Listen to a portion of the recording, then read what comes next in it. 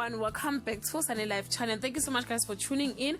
I'm here to update you of what is going to happen on Uzalo from the 7th to the 11th of September 2020 on Monday. Mangcobo is not happy about what she found out at Chisanyama.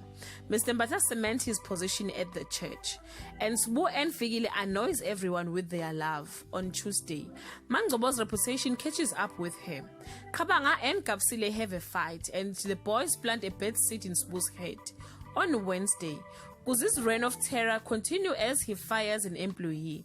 It appears to be the end of an era for one couple while another couple starts a new chapter, and Sbu and Figile put up a boundary where their relationship is concerned.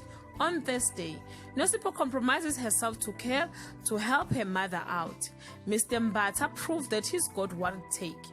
Much to one couple's annoyance, and Sbu and Figile continue to enjoy their second honeymoon phase. On Friday, Kunzi makes a proposal to draw Kabanga back to the dark side, and he is attempted. Sibonelo misses Nunka, but she's too angry to listen to him.